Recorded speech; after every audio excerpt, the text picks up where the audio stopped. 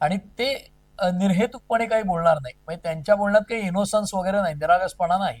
ते राजकारणी आहेत, देशाचे गृहमंत्री आहेत आणि त्यांच्या अपेक्षेप्रमाणे संभाजीराजे छत्रपती कोल्हापूरचे यांनी ताबडतोब प्रतिक्रिया दिलेली आहे, की ही जी सगळी एकूण कसरत असते, त्याचं थेट नातं म्हणजे उलेमांच्या मागण्यांचं नातं हे जाहीरनाम्यांची आहेच. जाहीरनामा द्यायचा, लोकांना आश्वासनं द्यायची, लोकांना 1,500 द्यायचे, 2,100 द्यायचे किंवा 3,000 द्यायचे. बेरोजगार तरुणांना 4,000 द्यायचे. मुलींबरोबर मुलांचं शिक्षण फुकट करायचं. तर थोडक्यात जे जागा वाटपाच्या वेळेला महाविकास आघाडीत भांडण दिसत होतं संजय राऊत आणि नाना पटोले रोज बोलून, ते महायुतीत आता दिसतंय आणि निवडणूक अशी ओपन झालेली आहे. त्यामुळे त्या याच्यामध्ये आत्ता पहिला आठवडा संपताना प्रचाराचा 4 तारखेपासून ते आत्ता 10 तारखेपर्यंत या 5 दिवसात आघाडी आणि महायुती हे अगदी नेक टू नेक चाललेत. खूप काटेकी टक्कर आहे असं दिसतंय. आणि त्यात मंडळी नमस्कार. महाराष्ट्र मल्टीमीडिया कम्युनिकेशन्स अर्थात MMC न्यूज नेटवर्कच्या वर्तमान या नवीन व्हिडिओमध्ये मिलिंद लिमये तुमचं स्वागत करतो. मंडळी, निवडणूक अगदी तोंडावरती आलेली आहे. म्हणजे आज आपण 9 तारखेला हा व्हिडिओ रेकॉर्ड करतो आहे, 20 तारखेला मतदान आहे. म्हणजे केवळ 10 दिवसावरती महाराष्ट्राची विधानसभा कोणती असेल, म्हणजे कोणाची असेल, हे चित्र स्पष्ट होणार आहे. म्हणजे लोक स्पष्ट करणार आहेत. ते दिसेल 23 तारखेला, परंतु 20 तारखेला लोक आपल्याला काय सांगायचं आहे म्हणजे मतदानाच्या स्वरूपामध्ये ते या मतदान रूपी पेटीमध्ये किंवा यंत्रामध्ये आपलं मत बंदिस्त करणार आहेत. निवडणूक जसजशी पुढे जायला लागलेली आहे त्याप्रमाणे नवीन नवीन मुद्दे पण यायला लागलेले आहेत. आणि मग जसं लाडकी बहीण आहे, जसा शेतकऱ्यांचे प्रश्न आहेत, जसे तरुणांचे प्रश्न आहेत, आणखीन महिलांचे प्रश्न आहेत, महागाईचे प्रश्न आहेत, तसे आता नवीन प्रश्न जे राज्याच्या बाहेरचे आहेत ते सुद्धा आता चर्चेमध्ये यायला सुरुवात झालेली आहे. उदाहरणार्थ, मोदींच्या आणि शहांच्या सभा व्हायला लागल्यानंतर 370 हे 370 संदर्भातला विषय जो आहे तो पुन्हा चर्चेमध्ये आला. योगी आदित्यनाथांची आवडती जी घोषणा आहे, बटेंगे तो कटेंगे, ही सुद्धा पुन्हा चर्चेमध्ये आलेली आहे. आणि मोदींनी त्यापुढे जाऊन काल असं सांगितलं की एक है तो सेफ है. आता एक है तो सेफ आहे की विरोधक म्हणतात त्याप्रमाणे बटेंगे नाही जितेंगे जरूर, असं हे बरोबर आहे. हे लोकांच्या हातामध्ये आहे. त्यामुळे याच्यासारख्या अनेक विषय जे आहेत आपल्या समोर आलेले आहे, त्या विषयावरती चर्चा करण्यासाठी नेहमीप्रमाणे माझ्यासोबत वरिष्ठ पत्रकार शैलेंद्र परांजपे आहेत. शैलेंद्र, नमस्कार. नमस्कार. आपण सुरुवातच करूया मोदींच्या सभेपासून, कारण कालपासून राज्यामध्ये नरेंद्र मोदी नावाचं एक वादळ घोंगावायला सुरुवात झालेली आहे. वादळ आहे का नाही, त्यांचे ते किती इम्पॅक्ट पाडू शकतात की नाही, हा विषय अजून सिद्ध व्हायचा आहे. तो होईल नाही होईल माहिती नाही. परंतु आतापर्यंतचा जर इतिहास पाहिला तर तो मोदी आल्यानंतर वातावरण बदलतात असा आतापर्यंतचा इतिहास राहिलेला आहे. लोकसभेमध्ये ते तितकं ते प्रभावशाली दिसले नाहीत, परंतु ते विधानसभेमध्ये पुन्हा दिसू शकतात का, याबद्दल एक शंका आहे. राहुल गांधी येऊन गेल्या 6 तारखेला, परंतु राहुल गांधींनी काही 5 सूत्री कार्यक्रम जाहीर केला. आपण त्या विषयावरती येणार आहोत, म्हणजे जाहीरनामा या विषयावरती आपण नंतर येणार आहोत. परंतु राहुल गांधी येऊन गेले, त्यांच्या आणि प्रियांका गांधी यांच्या 5-6 सभा प्रत्येकी होत आहेत. मोदींच्या 10 सभा होत आहेत आणि अमित शहाच्या जवळपास 15 ते 20 सभा महाराष्ट्रामध्ये होणार आहेत. मोदींनी काल बटेंगे ते कटेंगे याच्या पलीकडे जाऊन एक है तो सेफ आहे, म्हणजे काँग्रेस जाती जातीच्या राजकारणामध्ये देशाला वाटायचं काम करते आहे असा आरोप पुन्हा एकदा केला. आणि त्यांचं म्हणणं असं आहे की दुर्बल घटकांना, म्हणजे आदिवासी आहेत, दलित आहेत, दुबळे आहेत, इतर मागासवर्गीय आहेत, यांना पुढे न देऊ देण्यासाठी किंवा त्यांची प्रगती झालेली काँग्रेसला पाहवत नाही, म्हणून त्यांनी पुन्हा एकदा एक है तो सेफ ह्याचा नारा दिलेला आहे. हळूहळू ही निवडणूक पुन्हा एकदा हिंदुत्वाच्या दिशेने किंवा सॉफ्ट हिंदुत्वाच्या दिशेने झुकताना पाहायला मिळते आहे का?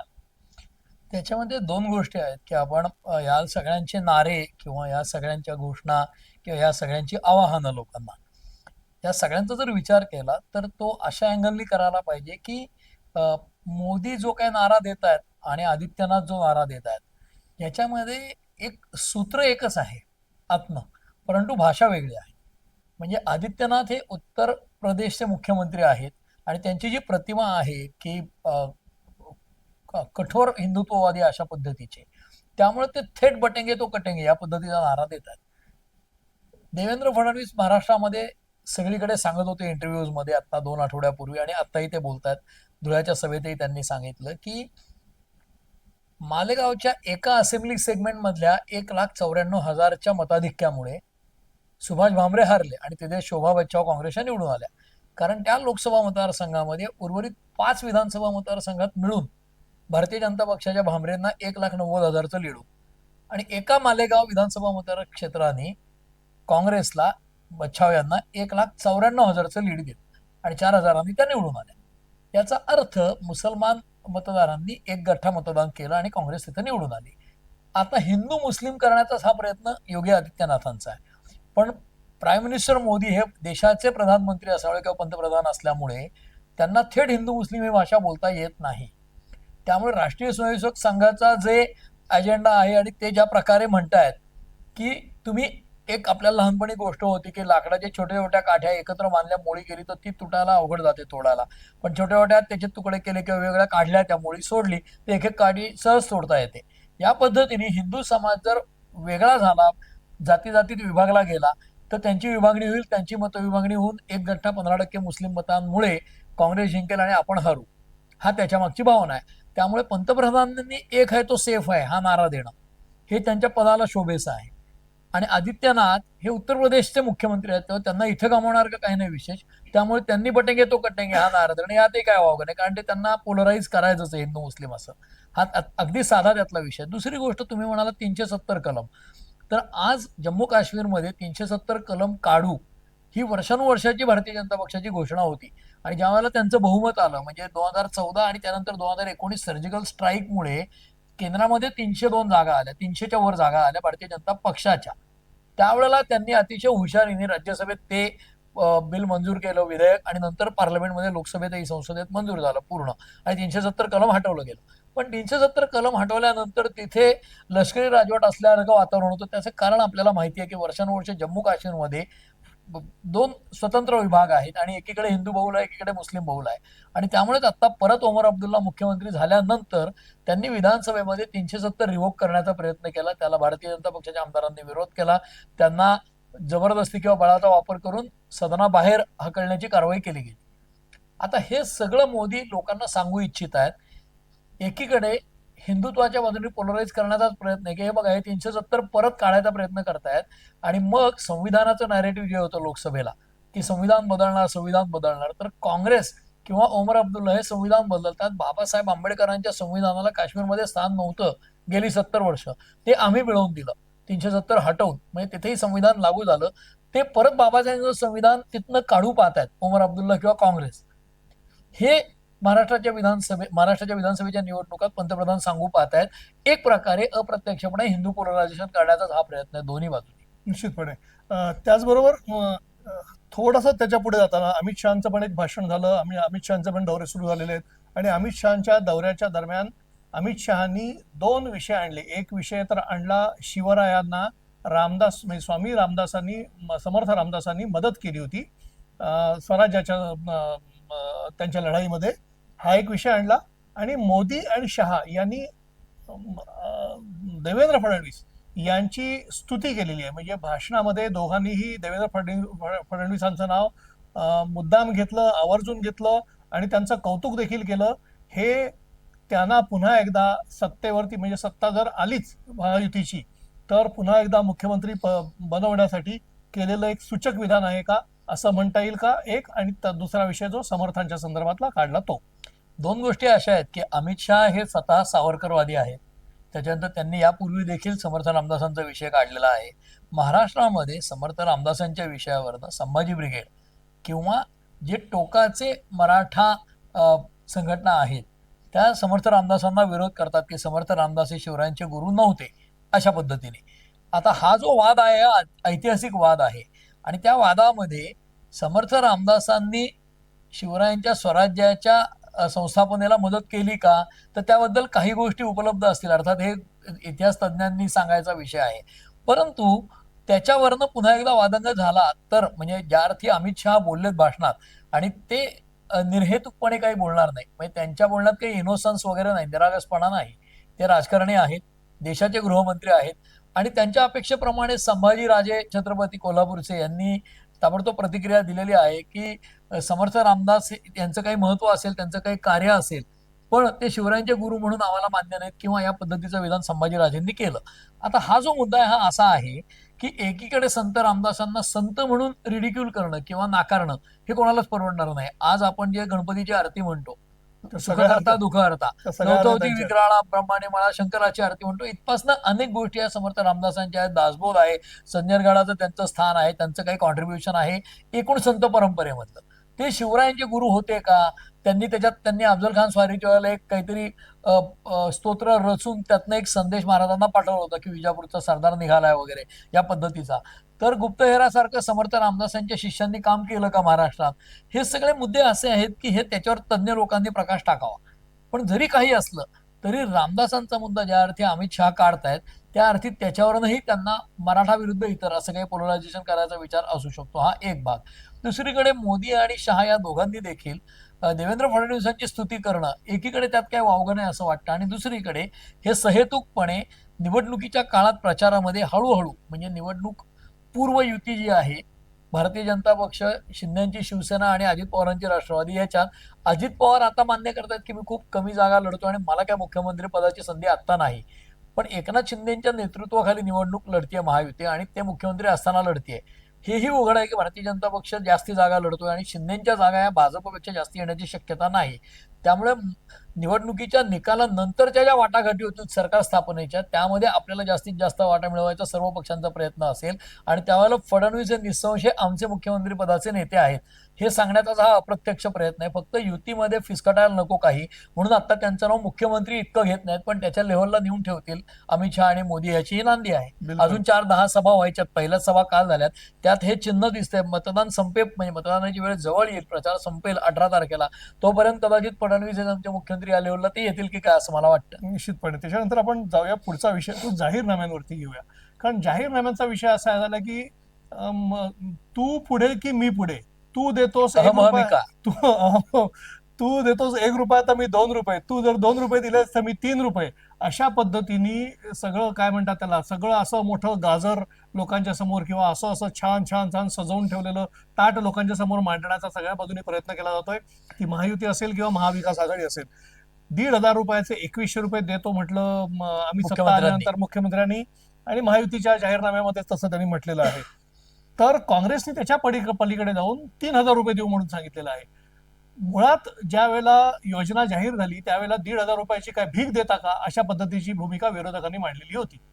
मग त्यांच्या हळूहळू लक्षात आलं असावं, माझं मत आहे ते असं आहे की हळूहळू त्यांच्या हे असं लक्षात आलं असावं की हे 1,500 रुपये सर्वसामान्य गृहिणीच्या हातामध्ये ते पडले आहेत. ते पडलेले पैसे निश्चितपणे काहीतरी प्रभाव पाडू शकतील या निवडणुकीवरती, असं त्यांच्या लक्षात आल्यानंतर त्यांनी तो मुद्दा वेगळ्या पद्धतीने घ्यायचा ठरवला आणि म्हणून 1,500चे 3,000 रुपये देऊ अशा पद्धतीने त्यांनी तो पुन्हा एकदा गाजर दाखवायचा प्रयत्न केलेला आहे. मग आणखीन बऱ्याच योजना आहेत. मग शिवसेनेने 4,000 रुपये आहे, 4,000 रुपये वीज देऊ माफी म्हटलंय, आहे, सगळं कर्ज सगळं माफी आहे, इन्सेंटिव्ह आहे, महाविकास- मुलांचंही शिक्षण आहे. मुलांचंही शिक्षण फ्री द्यायचं म्हटलेलं आहे. आणि हे सगळं होतं पर्यंत म्हणजे मी तिसरा विषयही आणखी त्याच्यामध्ये गुंतवू इच्छितो. कारण महायुतीचं जाहीरनामा, महाविकास आघाडीचा जाहीरनामा आणि त्याच्या पलीकडे जाऊन आज विषय पुन्हा एकदा चर्चेत आलाय. खरं तर तो 2 दिवसापूर्वीचा विषय आहे, पण तो आज पुन्हा चर्चेत आलेला आहे. तो म्हणजे उलेमा काउन्सिलनी एक पत्र दिलेलं आहे महाविकास आघाडीला आणि त्या उलेमा काउन्सिलनी असं म्हटलेलं आहे की आमच्या 17 अटी आहेत. या 17 अटी जर तुम्ही मान्य करत असाल तर आम्ही तुम्हाला बिनशर्त पाठिंबा देऊ आणि आम्ही सगळ्यांना मतदान तुम्हाला करायला सांगू, जे लोकसभेमध्ये घडलेलं होतं. त्यांच्या अटी काय आहेत? 1,000 रुपये, 1,000 कोटी रुपये वक्फ बोर्डाला द्या. जे मौलवी आहेत आणि मुल्ला आहेत यांना महिन्याला 5,000 रुपये द्या, 4,000 रुपये द्या, सॉरी 15,000 रुपये द्या. त्याच्यानंतर आमचे जेवढे सगळे मुस्लिम लोकांवरती ज्या गुन्हे दाखल झालेले आहेत ते मागे घ्या आणि RSS वर अशा बंदी घाला. संघावरती बंदी घाला. तशा प्रकारच्या अनेक साधारण 17 अटी आहेत यांनी मांडलेल्या आहेत. आता आघाडीच्या समोर प्रश्न असा आहे की उलेमांच्या अटी मान्य कराव्यात तर हिंदू समाज दुखावतो, दुसऱ्या बाजूला मान्य नाही केल्या तर एक गठ्ठा मतदान मिळण्याची खात्री नाही. आता ह्या कंडिशनमध्ये जाहीरनामे आणि उलेमांच्या अटी या संदर्भामध्ये आपल्याला लोकांसमोर काय सांगता येईल, लोकांना काय सांगता येईल? हे बघा, राजकारणी लोक आहेत हे हुशार असतात. पहिली गोष्ट, आपल्याकडे समाजामध्ये पांढरपेशी किंवा मध्यमवर्गीय, उच्च मध्यमवर्गीय लोकांना राजकारण्यांच्या बद्दल नाकमुरडायची सवय असते, राजकारण घाणेरडं आहे, राजकारणी भ्रष्ट आहेत असा एक समज आहे. ते असतात का? तर असतात. परंतु राजकारणी किंवा अशी कुठल्याही क्षेत्रातले लोक हे मंगळावरनं किंवा चंद्रावरनं येत नाहीत. आपल्या समाजातनच ते घडतात. तुमच्या त्यामुळे आमच्यातनं घेतात ते. आपल्यातलेच ते आहेत सगळे. त्यामुळे आपला समाज जसा आहे त्याचंच ते प्रतिबिंब आहे. जसं चित्रपटांमध्ये समाजाचं प्रतिबिंब आहे, तसं राजकारणातही समाजाचं प्रतिबिंब असतं. त्यामुळे ज्यावेळेला अशी एखादी गोष्ट अडचणीची असते, तुम्ही म्हणालात की मौलवींच्या अटी मान्य केल्या तर हिंदू समाज दुखावेल आणि नाही केल्या तर ते दुखावतील. मग काय, अशा वेळेला लोक काय म्हणतात, बघू. घरात सुद्धा एखाद्या मुलाने बाबाकडे हट्ट केला तर तो काय म्हणतो, बघू. बघू म्हणजे हो पण नाही आणि नाही पण नाही. तर तसं नरोवा तसं कुंजरोवा. नाना पटोलेंना ज्यावेळेला या मागण्यांचं निवेदन दिलं ओले म्हणजे, तेव्हा ते म्हणले बघू म्हणजे काय, आम्ही सत्तेवर आलो तर विचार करू. म्हणजे सत्तेवर आलो तर ही एक कंडिशन, आणि विचार करू म्हणजे दुसरी देऊ असं नाहीच आहे पुन्हा, म्हणजे मान्य केलं असं नाहीच आहे. तर तसं आज परिस्थिती अशी आहे की ज्या वेळेला तुम्ही एखाद्या बाजूने खूप कमिटमेंट करता त्यावेळेला परतीचे मार्ग तुम्ही दोर कापून टाकता. तसं आज उद्धव ठाकरेंना मुसलमानांची मतं मिळाली लोकसभेला, अशा प्रकारची चर्चा झाली. आज त्यांना मुसलमानांना दुखावणं अवघड आहे म्हणून ते त्यांच्या प्रत्येक भाषणात आता काय म्हणतात, जमलेल्या माझ्या तमाम महाराष्ट्रप्रेमी भगिनींनो बांधवा. ते काय म्हणाले लोकसभेच्या वेळेला, मी भारत देशप्रेमी नागरिकांनो म्हणालो. आणि त्यापूर्वी म्हणजे महाविकास आघाडीकडे जायच्या आधी ते जमलेल्या माझ्या तमाम हिंदू बांधवांनो भगिनींनो मातांनो म्हणायचे, की ज्याच्यावर आता राज ठाकरे टीका करतात. म्हणजे बाळासाहेबांचं हिंदुत्व त्यांनी सोडलं का? तर दरवेळेला ही टीका त्यांच्यावर होताना शरद पवारांचा सेक्युलरिझम पातळ झालाय, काँग्रेसचा सेक्युलरिझम पण पातळ झालाय.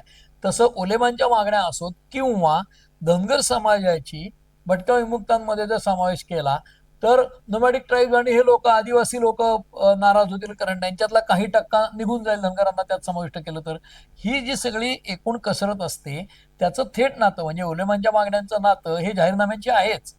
जाहीरनामा द्यायचा, लोकांना आश्वासनं द्यायची, लोकांना 1,500 द्यायचे, 2100 द्यायचे किंवा 3,000 द्यायचे, बेरोजगार तरुणांना 4,000 द्यायचे, मुलींबरोबर मुलांचं शिक्षण फुकट करायचं. तर हे सगळं मंगळावरनं किंवा चंद्रावरनं पैसे येत नाहीत. अचानक कोणीतरी एक बोचकट टाकलं किंवा जमिनीत धन सापडलं, सोन्याच्या मोहरा सापडल्या, असं काय होत नाही सरकारला. सरकारला हे सगळं आपल्या टॅक्सपेअरच्या पैशातनं भागवावं लागतं एकूण अर्थसंकल्पात.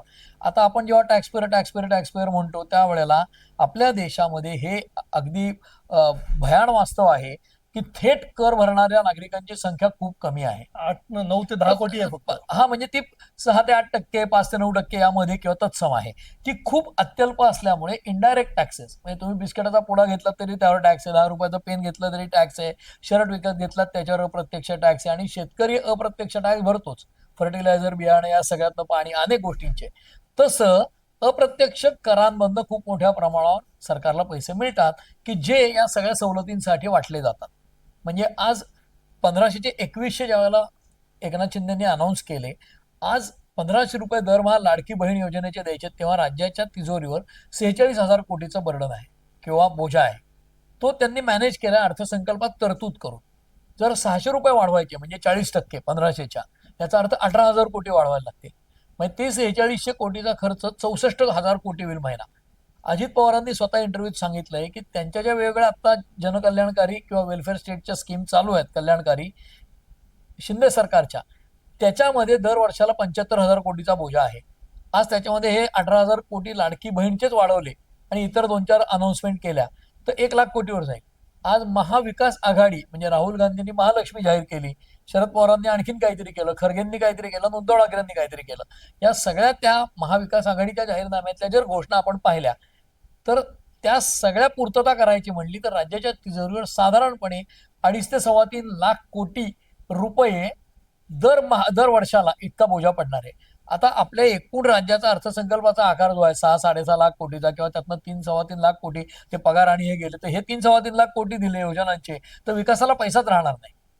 आणि ही जी गोष्ट आहे, आज राज्याचा विकास म्हणजे काय, म्हणजे पुन्हा राज्याची जी मुख्य जबाबदारी आरोग्य आणि शिक्षण त्याच्याकडेही दुर्लक्ष झालं तर काय. रस्त्यांची अवस्था आपण बघतोय, टोल आहेतच. आज त्यांनी टोल मुक्त केले ते परत टोल येतील. त्याच्यानंतर टेक्निकल कारणाने या सगळ्या योजना, अनेकांना असं वाटतं की लाडकी बहीण असो किंवा अन्य योजना असो, या योजना 6 महिन्यानंतर काही ना काही कारण सांगून बंद होतात. आणि ते सांगताना आत्ता शिंदे सरकार आहे, पुढे फडणवीस सरकार आलं समजा किंवा महाविकास आघाडीचं सरकार काँग्रेसचा मुख्यमंत्री झाला तर जशी वीज माफी दिली होती सुशीलकुमार शिंदेंनी निवडणुकीला जाताना 4 साली, आणि नंतर विलासराव देशमुख झाले, त्यांनी स्पष्टपणे कॅबिनेटमध्ये निर्णय घेऊन सांगितलं की आम्हाला ही वीज बिल माफी देणं शक्य नाही. Printing mistake. ही चूक होती, प्रिंटिंग मिस्टेक. आता हे प्रिंटिंग मिस्टेक म्हणतील का नाही माहिती नाही. आता निवडणुकीचे उमेदवार जाहीर करताना संजय राऊतांनी प्रिंटिंग मिस्टेक, व्याकरण मिस्टेक अशा गोष्टी सुरू केल्यात. हाच प्रकार आपल्याला महाराष्ट्रात निवडणुकीच्या निकालानंतर बघायला मिळेल असं मला वाटतं. कारण ही जी आश्वासनं दिली जातात अक्षरशः अहमविका लागून, तू 2 रुपये देतो तर मी 2.5 देतो, नाही तर मी 5 देतो, नाही तर 10 देतो. म्हणजे यांनी 1500चे 2100 केले, त्यांनी 3000 केले. राज्याचा विचार कुठेही नाही. खिशात पैसे असू देत किंवा नसू देत. म्हणूनच मराठीत जी म्हण आहे ना, खिशात नाही आणा आणि बाजीराव म्हणा, तशी आता अवस्था आहे. त्यामुळे हे सगळे लोक राज्याची अवस्था जी आहे ती लक्षात न घेता या गोष्टी करतात घोषणा. निश्चितपणे या घोषणा प्रत्यक्ष अप्रत्यक्षपणे मागेच घेतल्या जातील. आज जी लाडकी बहीण आहे ती दोडकी होईल याच्याविषयी माझ्या मनात शंका नाही. बरोबर आहे. आणि त्याचं हे दोडकी होईल की नाही होईल हे लाडक्या बहिणींनी ठरवायचं आहे किंवा लाडक्या भावांनी ठरवायचं आहे किंवा शेतकऱ्यांनी ठरवायचं आहे. आपण कोणाला लाडकवायचं आणि कोणाचं दोडकवायचं ते. आपण येऊया थोडंसं बंडखोरी या विषयाकडे. कारण बंडखोरांचं प्रमाण, आम्ही सगळी बंडखोरी शमवली आहे, आम्ही बऱ्याचशा बंडखोरांना काबूत आणलेलं आहे, आम्ही बंडखोरी मागे घ्यायला लावलेली आहे, असं कोणी कितीही म्हटलं तरी सुद्धा प्रत्यक्षामध्ये बंडखोरी कायम आहे. अगदी कागदावरती त्यांना पक्षातून काढून टाकण्याचं, मग कोणी 6 वर्षाकरता काढलंय, कोणी निलंबित केलंय किंवा कोणी पक्षातून काढून टाकलंय, असं जाहीर केलेलं जरी असलं तरी हे बंडखोर ही निश्चितपणे एक डोक्याला ताप देणारी घटना असते. आणि ही बंडखोरी बऱ्याच वेळेला ती जाणून बुजून देखील ठेवण्यात आलेली असते. शिवसेनेची बंडखोरी आज त्यांनी म्हणजे उद्धव ठाकरेंनी काही लोकांना काढून टाकलेलं आहे, इकडे एकनाथ शिंदेनी काही लोकांना काढून टाकलंय, पण ज्या मेजर बंडखोऱ्या आहेत त्या त्यांनी कायम ठेवल्या आहेत आणि त्यांच्यावरती मात्र अजिबात कारवाई केलेली नाही. उदाहरणार्थ नवी मुंबईतली बंडखोरी, त्या दोघांवरती काही कारवाई केलेली नाही. त्या विजय नाहटांवरती पण नाही केले आणि विजय चौगुलेंवरती पण केलेलं नाही. तर असे काही त्यांनी शिल्लक ठेवलेले आहेत. सर्वच पक्षांनी कदाचित ते ठेवलेले असतील. या बंडखोरी आपण कसं पाहायचं? 2 गोष्टी तुम्हाला सांगतो. याची पार्श्वभूमी अशी आहे की म्हणजे पूर्वी म्हणजे एक भारतीय जनता पक्ष शिवसेनेचं महायुतीचं किंवा युतीचं सरकार 95 साली महाराष्ट्रात आलं. तोपर्यंत 60 ते 95 पर्यंत राज्यात काँग्रेस किंवा काँग्रेस विचाराची सरकार होती. म्हणजे पुलोद आलं, काँग्रेसचे बंडखोरांच्या म्हणजे शरद पवारांचं सरकार पुलोदचं आलं, ते देखील तसे काँग्रेसमधलेच होते स्वतः शरद पवार. त्यामुळे एकूणात महाराष्ट्रामध्ये 60 ते 95 ही काँग्रेस विचाराची सरकार मुख्यत्वे होती आणि काँग्रेसला पराभूत करू शकते अशा प्रकारचा वाक्प्रयोग आपण करायचो. तर तसंच काँग्रेसमधनं बंडखोरी केली ना तर काँग्रेस ही डार्विनच्या नियमाप्रमाणे चालते की सर्व्हायव्हल ऑफ द फिटेस्ट, बलशाली असेल तो टिकेल. म्हणजे मग एखाद्याने बंडखोरी केली आणि अधिकृत उमेदवाराला पाडलं तर नंतर त्याला पक्षामध्ये घ्यायचं, तो आमचाच आहे म्हणायचं, कारण तो मूळ आमचाच होता. विशाल पाटलांना आता घेतलं. अनेक लोक आहेत. म्हणजे विशाल पाटील ह्या लोकसभेचं उदाहरण आहे. पण वर्षानुवर्ष गेल्या 50-60 वर्षामध्ये 60 सालापासून आता आणि 47 सालापासून आतापर्यंत देशात काँग्रेसचा बंडखोर हा जर विजयी झाला तर आमचाच आहे ना पुन्हा, तो जाईल कुठे शेवटी. कारण अपक्ष टिकून राहणं म्हणजे राजू शेट्टी 1-2दा निवडून आले खासदार म्हणून आणि ते काँग्रेसमध्ये गेलेले आहेत, अशी उदाहरणं दुर्मिळ आहेत. पण अदरवाईज मुख्य प्रवाहात सुबह का भूला शाम को घर लौट आता है तो उसे भूला नाही कहते म्हणून त्याला परत काँग्रेसच्या प्रवाहात समाविष्ट केलं जातं. तीच गोष्ट भारतीय जनता पक्षाची झाली, कारण भारतीय जनता पक्षाची काँग्रेसच झाली एक प्रकारे. त्यामुळे आता हे जे सगळे बंडखोर आहेत ना त्याच्यामध्ये मुळात शिवसेना आणि राष्ट्रवादी एक पक्ष फुटल्यामुळे मुख्य 4 पक्षांचे 6 पक्ष झाले. त्यात राज ठाकरे, त्यात वंचित आघाडी, त्यात संभाजीराजे बच्चू कडूंची आघाडी, म्हणजे किमान 9 ते 10 पक्ष प्रमुख आहेत फ्रेमध्ये किंवा रिंगणात. आणि इतर अपक्ष म्हणजे 15 लोक एका मतदारसंघात असणार, 3 लाखाच्या मतदारसंघात. त्यामुळे एकूण 6 ते 15 असे उमेदवार असले तर निवडणुकीचं मार्जिन जे असेल विजयाचं ते खूप कमी होईल, मताधिक्य खूप कमी असेल. एक भाग. दुसरा भाग, ज्यावेळेला इतकी अनिश्चितता असते त्यावेळेला बंडखोर निवडून यायची क्षमता पण खूप असते किंवा शक्यता खूप असते. अपक्ष लोक म्हणजे ज्यांची त्यांच्या एरियामध्ये ताकद आहे. कारण जसं नगरसेवक पदाच्या निवडणुकीला ज्यावेळेला प्रभाग केला तर गुंड लोक कमी निवडून येतात, कारण काय, त्याचं प्रभाव क्षेत्र कमी मतदारसंख्येवर असतं. तसं आमदारकीचा मतदारसंघ 3 लाखाचा असला तरी ज्यावेळेला 10-12 लोक प्रभावी असणार आहेत त्यावेळेला एखादा ज्याची 1,500, 2,000, 3,000, 4,000 मतं आहेत तो पण निवडून येऊ शकतो, कारण ह्याची मतं कमी होणार आहेत. त्यामुळे तो प्रभाव टाकू शकतो. त्यामुळे काही लोकांना ही संधी असते आणि त्यात मेनली एखाद्या पक्षाचं तिकीट न मिळालेले डिस्ग्रंटल जे असतात, असंतुष्ट, ते निवडून येऊ शकतात. तेच ठिकठिकाणी घडलंय. 2004 साली ज्यावेळेला काँग्रेस आणि राष्ट्रवादीचं आघाडी सरकार होतं राज्यात आणि युतीचा त्यांना विरोध होता म्हणजे शिवसेना आणि भाजपचा, आणि केंद्रात वाजपेयींचं सरकार होतं, त्यावेळेला महाराष्ट्रातल्या निवडणुकांमध्ये वाजपेयींचं सरकार निवडून पडलं आणि मनमोहन सिंग निवडून आले आणि त्यानंतर महाराष्ट्राची निवडणूक झाली असेंब्लीची. त्यावेळेला राष्ट्रवादी काँग्रेसने शरद पवारांच्या कमी जागा लढवल्या खूप तुलनेने, आणि काँग्रेस हा मोठा भाऊ आहे, मोठा पक्ष म्हणून जास्ती जागा लढल्या. पण अनेक ठिकाणी विद्यमान आमदार काँग्रेसचे होते, तिथे राष्ट्रवादीच्या लोकांनी बंडखोऱ्या केल्या होत्या आणि बंडखोरी करून तो माणसाला पवारांनी पक्षातनं काढून टाकलं, पण आतनं त्यालाच मदत केली निवडून यायला. असे 23 लोक निवडून आले राष्ट्रवादीचे, की जे अपक्ष बंडखोर म्हणून आले, की ज्यांनी नंतर राष्ट्रवादीला पाठिंबा दिला. म्हणजे टेक्निकली स्पीकिंग राष्ट्रवादीची संख्या खूप जास्त झाली होती. तेच आता भारतीय जनता पक्षाबाबत घडताना मला दिसतंय, की अनेक ठिकाणी बंडखोर त्यांनी पक्षातनं काढून टाकलेत. म्हणजे समजा आशाताई बुचकेंनी पुणे जिल्ह्यामध्ये बंडखोरी केली, त्यांना काढून टाकायचं. काढून टाकलं तरी त्या प्रभावी उमेदवार आहेत. आता तिथे अतुल बेनकेंना त्या मदत करतील का नाही माहित नाही आपल्याला, की जे अजित पवारांचे उमेदवार आहेत त्या बंडखोर म्हणून लढत राहिल्या. तीच परिस्थिती सिल्लोडमध्ये देखील आहे ना. अनेक ठिकाणी आहे. तेच वेगवेगळ्या मतदारसंघांमध्ये 37 ठिकाणी बंडखोरी भाजपमध्ये झाली आणि त्यातल्या त्यांनी अनेक लोकांना निलंबित केलं. आता त्यातले काही निवडून आले समजा, तर आम्ही त्यांच्यावर कारवाई केली होती, पण ते निवडून आले. आता हे सिद्ध कसं करणार की भाजपने त्यांना आत्ममदत केली आहे की नाही? तर थोडक्यात जे जागा वाटपाच्या वेळेला महाविकास आघाडीत भांडण दिसत होतं संजय राऊत आणि नाना पटोले रोज बोलून, ते महायुतीत आता दिसतंय आणि निवडणूक अशी ओपन झालेली आहे. त्यामुळे त्या याच्यामध्ये आत्ता पहिला आठवडा संपताना प्रचाराचा 4 तारखेपासून ते आत्ता 10 तारखेपर्यंत या 5 दिवसात आघाडी आणि महायुती हे अगदी नेक टू नेक चाललेत. खूप काटेकी टक्कर आहे असं दिसतंय. आणि त्यातही दोन्ही आघाडी आणि युतीमध्ये काँग्रेस हा मोठा पक्ष असेल, इकडे भाजप हा मोठा पक्ष असेल, हे आता दिसू लागलंय त्या प्रमाणात. म्हणून शरद पवारांचा स्ट्राईक रेट चांगला असेल असं एकीकडे म्हणलं जाते, त्याच वेळेला अजित पवारांचा खूप दुबळा होईल का काय. एकनाथ शिंदे यांची लोकप्रियता खूप वाढली आहे, तेव्हा त्यांचे आमदार कदाचित जास्ती येतील. म्हणजे परत हे सगळं आता पुढच्या आठवड्यामध्ये, म्हणजे आपण आता बोलतोय 9 तारखेला, तर 16 तारखेपर्यंत हे चित्र आणखीन गडद होईल. त्यामुळे बंडखोरांवर कारवाई जरी केली असली तरी अपक्षांची संख्या मोठ्या प्रमाणात असेल असं आता वाटतंय. 16 तारखेला कदाचित चित्र आणखीन स्पष्ट त्यामुळे ही सगळी कारवाई किंवा हे सगळं आहे हे फक्त त्या मलमपट्ट्या आहेत, मलमपट्ट्या आहेत. अगदी मलमपट्ट्या आहेत. तुम्ही आता पवारांचा विषय काढलात. पवारांचा स्ट्राईक रेट जास्त असेल आणि छोट्या अजित पवारांचा पवारांचा कदाचित कदाचित कमी असेल. हाच विषय आपण या विषयाने आपण शेवट करूया.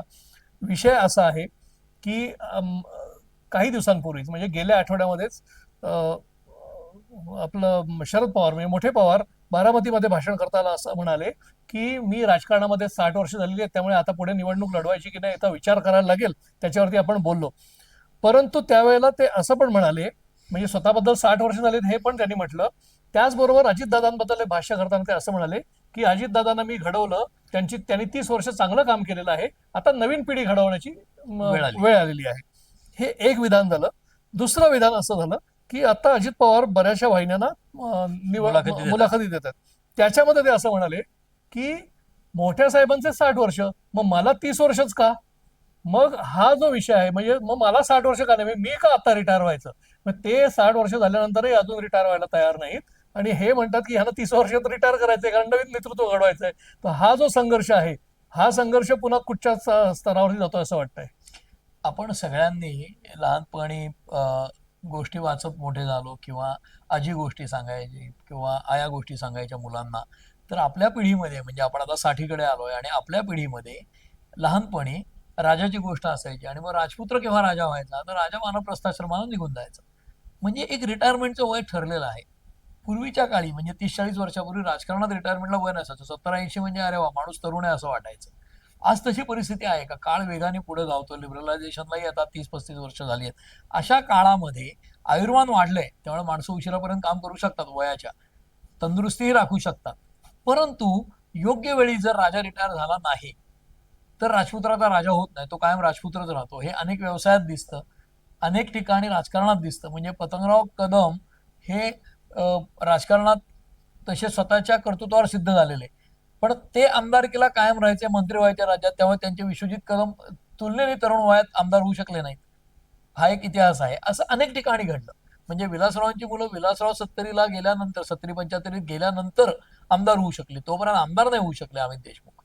तर असं सगळीकडे होत असतं. तसं शरद पवारांना कदाचित, म्हणजे अजित पवार आणि सुप्रिया सुळे या पातळीपर्यंत, या पिढीपर्यंत आपल्याला लक्ष घालावं लागेल असं वाटलं असावं. परंतु त्यांना आता नातवंडांच्याही भांडणांमध्ये लक्ष घालायला लागतंय. ही त्यांच्यावर आलेली वेळ त्यांनीच आणलेली. जसं ते म्हणाले की मी आता रिटायर होईल, मी आता यापुढे निवडणूक लढवणार नाही, पण ते पहिल्यांदा म्हणालेले नाही. ते यापूर्वी पण म्हणलेले आहेत की मी लोकसभा, आता ज्यांना पहिल्यांदा ती मतं मागितली त्यांच्या नातवंडांना आता मतं मागायची वेळ आली, म्हणून मी रिटायर होईल आणि राज्यसभेवर जाईल. पण ते राज्यसभेवर जाऊन थांबले नाहीत. राज्यसभेनंतरही त्यांची दुसरी टर्म झाली आता, आणि आता ते म्हणतात आता मी रिटर्न. तर शरद पवारांवर विश्वास ठेवावा अशी परिस्थिती नक्की नाही, आणि तसं त्यांचं कॅरेक्टर देखील नाही. म्हणजे शरद पवार ज्यावेळेला एखादी गोष्ट बोलतात त्यावेळेला ते नक्की तसं करत नाहीत. हा इतिहास आहे, आणि हा त्यांचा लौकिक आहे जो त्यांनी अतिशय प्रेमाने सांभाळलाय. किंबहुना त्यांना त्याच्याबद्दलच अभिमान वाटतो की माझा कोणाला अंदाज येत नाही. त्यामुळे ते अशी दिशाभूल करणारी वक्तव्य करतात, संदिग्धता निर्माण करणारी करतात. आता प्रश्न असा आहे की ते रिटायर होतील का नाही सांगता येत नाही, कारण पवारांच्या बाबतीत काहीच सांगता येत नाही. अजित पवार जी तक्रार करतायत की मला 30 वर्ष झाली, ते 91ला पहिल्यांदा खासदार झाले अजित पवार, पण शरद पवारांना संधी दिसली म्हणून ते केंद्रात गेले आणि अजित पवार राज्यात राहिले, आणि ते डिफेन्स मिनिस्टर झाले तिथे नरसिंहरावांच्या मंत्रिमंडळामध्ये. आधी त्यांनी आव्हान दिलं नरसिंहरावांना, मग संरक्षण मंत्रिपद स्वीकारलं. नरसिंहरावांनी सांगितलं महाराष्ट्रात जा, तेव्हा महाराष्ट्रात यावं लागलं त्यांना. त्यावेळेला बाबरी मशीद, बॉम्बलास्ट या सगळ्या पार्श्वभूमी होती, आणि ते परत आले. आज अजित पवारांना त्या 90 सालापासून 30-35 वर्ष राजकारणात झाली, आणि ते सतत राज्यामध्ये आहेत. त्यापैकी 99चं सरकार गेल्यानंतर 99 ते 2015 महायुतीचं किंवा शिवसेना भाजप युतीचं 15 वर्ष ते मंत्री राहिले, त्याआधी देखील राज्यमंत्री होते. त्यामुळे अजित पवारांनी सुद्धा 30-35 वर्ष राजकारण केलं. त्यात ते काय अनेकदा उपमुख्यमंत्री झाले, म्हणजे आता मोजायची गरज नाही, इतक्या वेळा झाली. अगदी बरोबर. पण हे सगळं झाल्यावर आज बारामतीमध्ये शरद पवारांनी अजित पवारांच्या सख्या पुतण्याला उभं केलंय. मला त्यातलं दुर्दैवी असं वाटतं की आज पवारांच्या घराण्यामध्ये बारामतीमध्ये अजित पवार किंवा शरद पवार, पवार आडनाव नसलेला एकही नेता घडवू शकले नाहीत की जो आमदार होऊ शकेल किंवा खासदार होऊ शकेल. कारण खासदारकीला सुप्रिया सुळेंच्या विरोधात अजित पवारांना जेव्हा निवडायची वेळ आली उमेदवार, तेव्हा त्यांनी बायकोला उभं केलं. त्याच्यानंतर शरद पवारांना अजित पवारांविरोधात उमेदवार द्यायची वेळ आली तर त्यांनी योगेंद्र पवारांना निवडलं. थोडक्यात पवार नाव नसलेला किंवा पवार घराच्या बाहेर एकही बारामतीतला तरुण त्या लायकीचा नाही की जो आमदार होऊ शकेल, खासदार होऊ शकेल, मंत्री होऊ शकेल. आणि हे जर पवारांचं कर्तृत्व असेल तर मला वाटतं ते अपयश आहे. कारण गेल्या 60 वर्षामध्ये बारामतीमध्ये तिथला आमदार पवार नसलेला कोणी होऊ शकेल असा ते घडवू शकले नाही. तिथला कोणीतरी आमदार होऊन मंत्री होऊ शकेल असा घडवू शकले नाहीत. तिथला कोणी राज्यसभा खासदार घडवू शकले नाहीत, लोकसभा खासदार घडवू शकले नाहीत. मला वाटतं ह्याला घराणेशाही नाही म्हणायचं तर आणखीन काय म्हणायचं. अजित पवार जी तक्रार करतायत तुम्हाला 60 वर्ष मिळाली, मला 60 का नको, तर ते शरद पवारांचे इतके कर्तृत्वान असले तर 60 वर्ष करतील राजकारण, नसले तर नाही करणार. त्यामुळे याचं उत्तर काळ पण देईल आणि लोक देखील देतील. पण आत्ता विधानसभेला अजित पवार ज्या प्रकारचे इंटरव्ह्यू देतात सगळ्या वाहिन्यांना आणि पटकन चिडतात चॅनेलच्या प्रमुखांवर, याच्यावर प्रश्न विचारल्यावर, आणि सांगतात तुम्ही हे प्रश्न विचारू नका, मागचं काढू नका, आता पुढचं विचारा. याचा अर्थ प्रचाराच्या दरम्यान शरद पवारांनी केलेली नक्कल, इतरांनी केलेली विधानं ही सगळी त्यांच्या बाजूने जात नाहीयेत असा काय असा आहे, आणि त्यामुळे त्यांना राग येत असावा. पण ठीक आहे, तरी देखील ते आमदारकीची निवडणूक लढतायत. आणि एकूण आमदारकीची निवडणूक लढताना एकनाथ शिंदे, भाजप आणि अजित पवार या 3 घटक पक्षांमध्ये महायुतीच्या अजित पवारांचं सक्सेस रेट कमी असेल असं वाटतं. आणि त्याची ही सगळी चालती बोलती उदाहरणं आहेत. त्यांच्या इंटरव्ह्यूमध्ये चिडणं असेल किंवा त्यांची विधानं असतील. शरद पवार जे बोलतात ते करत नाहीत. त्यांनी नातवालाच तिकीट दिलंय, त्यामुळे आता काय पवार पवार बढायच्या, कदम कदम बढायच्या सारखा हा कार्यक्रम चालू आहे. निश्चितपणे मंडळी, लक्षात तुमच्या हे आलं असेल की आपल्या घराणेशाहीचा वारसा पुढे चालवायचा आणि तो हळूहळू कदम कदम बढायच्याच्या तालावरती, मग ते पवार पवार बढायच्या, ठाकरे ठाकरे बढायच्या, शिंदे शिंदे बढायच्या, किंवा तत्सम जे कोण असतील हे बढायच्या, मुंडे मुंडे बढायच्या, अशा पद्धतीचा एक विषय असू शकतो. परंतु महाराष्ट्रातली जतना इतर राज्यांच्या तुलनेमध्ये सुज्ञ आहे, मतदार सुज्ञ आहे. त्यांनी सगळे विषय लक्षात घेऊन, म्हणजे ते मतदार जे आहेत हे सगळे विषय लक्षात घेऊन आपल्याला जे हवं ते बरोबर करतात. त्यांना कोणाला सत्तेवरती ठेवायचं ते ठेवतात, कोणाला सत्तेपासून दूर न्यायचं ते नेतात, आणि त्यामुळे येणाऱ्या 20 तारखेला ते कोणाला सत्तेवरती आणतील आणि कोणाला सत्तेपासून दूर ठेवतील हे आपल्याला निश्चितपणे कळेल. जसजसे मुद्दे नवीन, म्हणजे आता येणारा खरं तर 1 आठवडा शिल्लक राहिलेला आहे धामधुमीचा, निवडणुकीच्या धामधुमीचा, आणि त्या आठवड्यामध्ये जे काय मुद्दे तयार होतील त्या मुद्द्यांवरती चर्चा करण्याकरता आपण पुढच्या आठवड्यात पुन्हा एकदा भेटणार आहोत. आणि तोपर्यंत तुम्ही हा व्हिडिओ पहा, लाईक करा, सबस्क्राईब करा, आणि तुम्हाला हा व्हिडिओ कसा वाटला हे आमच्या कमेंट सेक्शनमध्ये जाऊन आम्हाला निश्चितपणे कळवा. धन्यवाद.